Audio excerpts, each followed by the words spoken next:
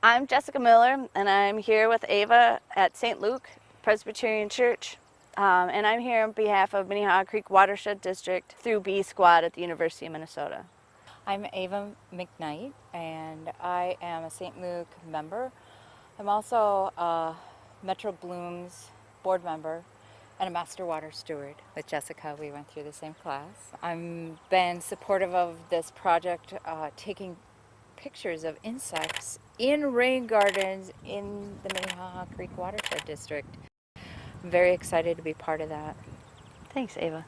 My interest in this project is that we're looking at the insects in a rain garden, and a rain garden is one of a best management practice that we can manage stormwater in. And I wanted to address how beneficial they could be for insects in terms of creating habitat, food resources, and the enjoyment of nature enthusiasts.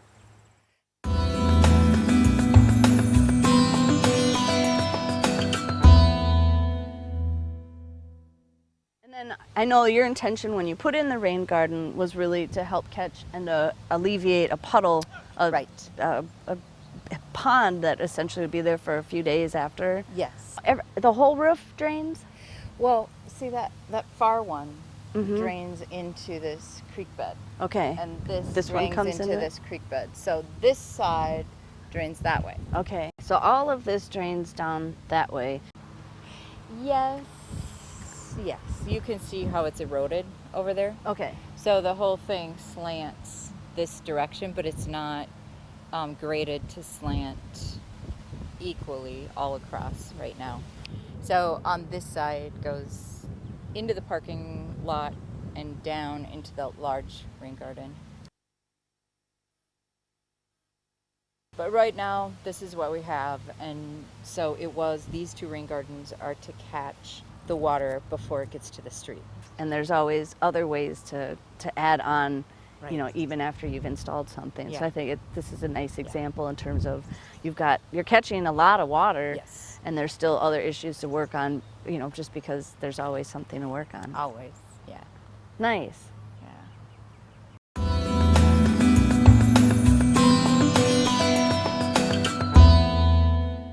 One of the most important things I think about at this location too is that aestheticness that a church needs or tends to prefer. That they want to have a little tidier look, not maybe the wild grasses and things. So as far as aesthetics, let's talk about invasive species. Because one of the things about a rain garden is keeping maintenance. We've done some remedial work, but we've also done maintenance that happens every year. And for instance, you can see the invasive species, the clover. Oh, yeah. Takes over any natural area. It's really interesting to learn too how much weeding early on can be really effective. Yes. And seeing the honkin' weed we just were pulling out, those obviously escaped from earlier assaults on the weed pulling. And that one will take over. Aggressive it moves spreader. very quickly, and it overtowers any natural plants, so it will shade out. So that's something I'll watch this fall. Interesting. Do you want to go over to the other rain garden? Yes, let's Okay. take a look.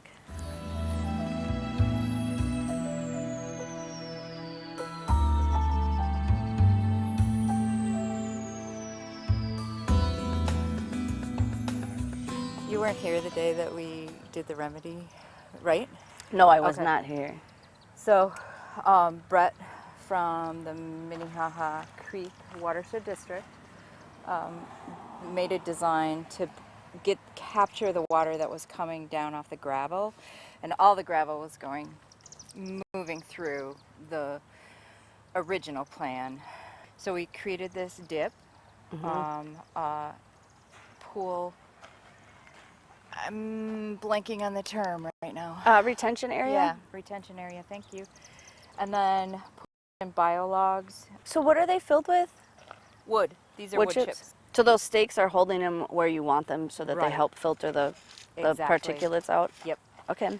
So if it was a huge rain and this whole thing filled up, those are to keep the gravel from coming down further in.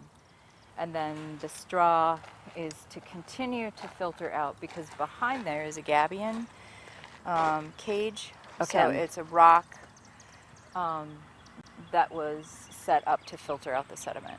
But we needed to Okay. pre-filter for now Okay. until some parking lot, the gravel gets graded and paved.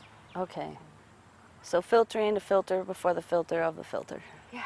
Okay. So Metro Blooms was here, Lacey from Metro Blooms, and Brett from Minnehaha MCWD.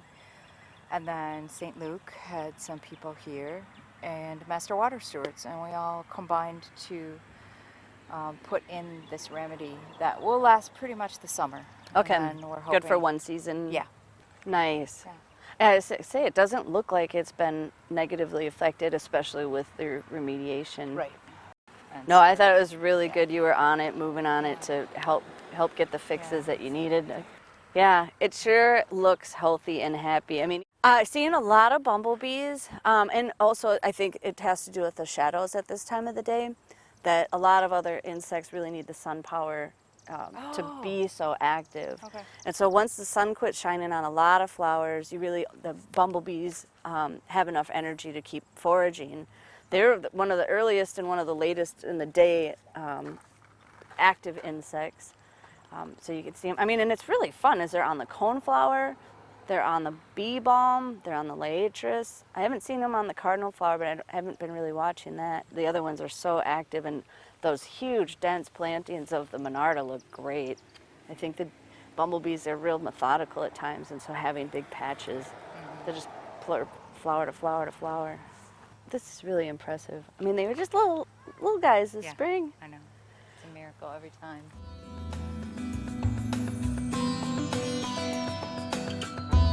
That's one of the greatest things. Like, so you've got your blooming plants, which show that insect activity really, I feel like it's really vibrant Yep. and visible. Yep. And when you start looking, anything even that doesn't have flowers on it, or even the vegetation that does, gets things like dragonflies and aphids and the little ecosystem roles.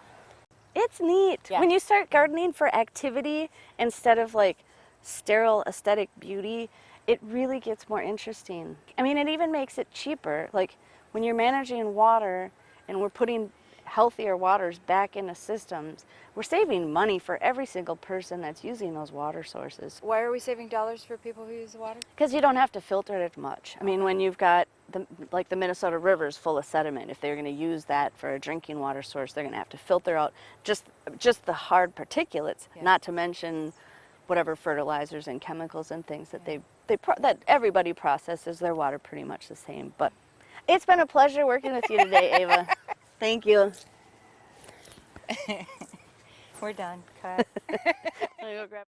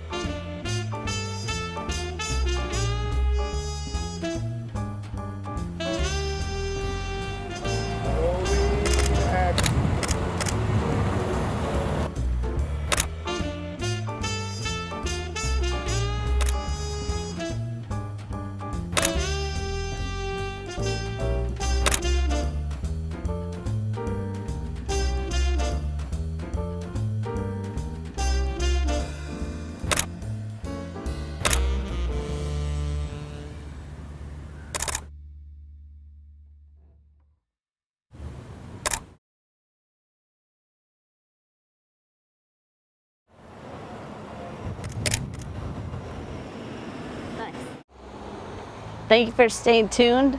I'm Jessica Miller, your favorite entomologist. Currently we're at Shir Tikva, Minnehaha Parkway, and we're looking at the rain garden here for the rain garden insect survey. I'm real excited about this location with all the different plants here, some similar, some different than what we've seen in other locations. And what's neat about this is they've got rain garden on the right side or on the left side, and so they're able to work together in terms of where the water's running off of this patio area and the sidewalk.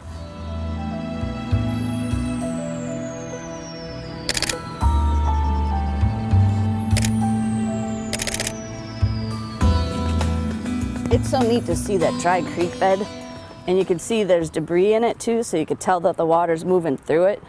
So these rocks help prevent the erosion because there's a lot of water that's running off this patio. So all of these rocks stay in place and allow the water to run through without taking that soil with it. And you can see again how when the water moves, those wood chips are floating and they catch in those rocks. And you want those rocks to catch the debris so it doesn't wash right into the bottom of your rain garden and prevent the roots and from the plants to be able to grow in that.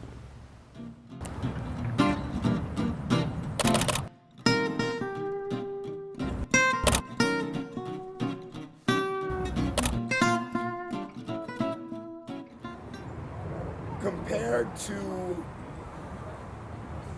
St. Luke's location, what differences and or similarities do you see here to there? Well, the first one is the location is a much heavier traffic area. So this is a real visible garden. It's also a Jewish synagogue, which is, I think, unique in terms of what we're looking at for this rain garden insect survey. The plant, it's a smaller garden, but it's still being effective towards managing stormwater at this site. It looks like a newer rain garden. Probably was put in last year. Okay. I'm guessing. As you can see that some of the plants have some spaces yet in between that those will fill in as they mature.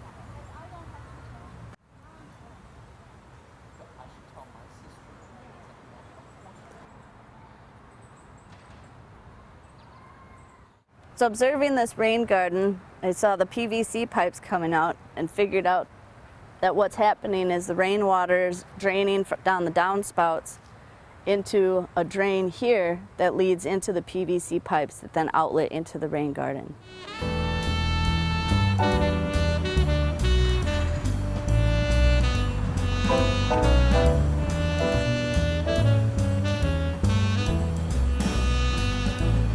I have a question for you. These tall green leaves that all the flies are attracted to, can you identify this plant and explain why the flies are attracted to it? Augustine, that's a great question. These plants are milkweed. They're the common milkweed, really important for monarch butterflies. And what you're seeing with the flies on them being attracted to them is it's the honeydew from aphids that they're lapping up.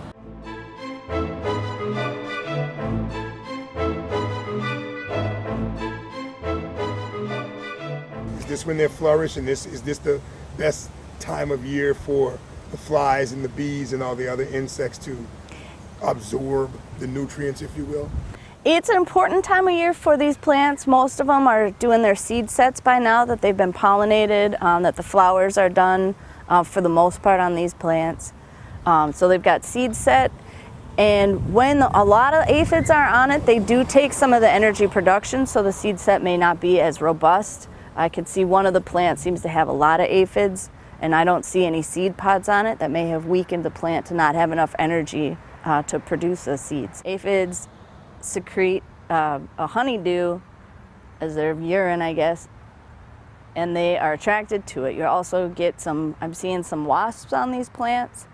They're interested in that sugar. And you'll also see ants, and sometimes they are using those aphids like we would cattle. Then they herd them, they protect them, and then they're able to use that sugary honeydew for a food source. This concludes our visit at Shir Tikva, and now we're moving on to some residentials. We're going to have some real fun. Come with.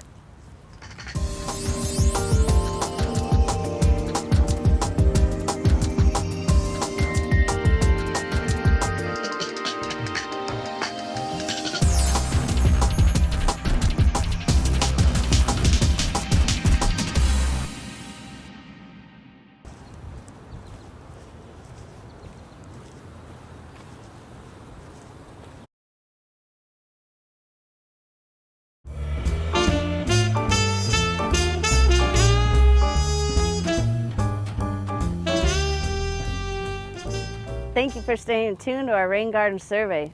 I'm Jessica Miller, your favorite entomologist. Welcome to my garden.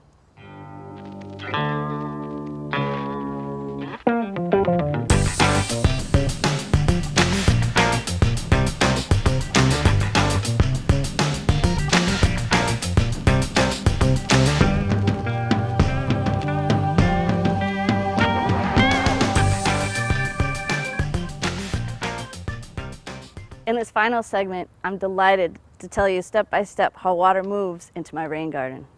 Come with me. Water starts from the roof and it's channeled into the gutters that come down into the rain barrel, and the rain barrel will fill up with water. And after the rain barrel fills up with water, any of that extra water will just continue going down the drain.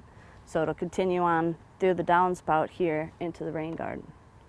Water saved and can be used later.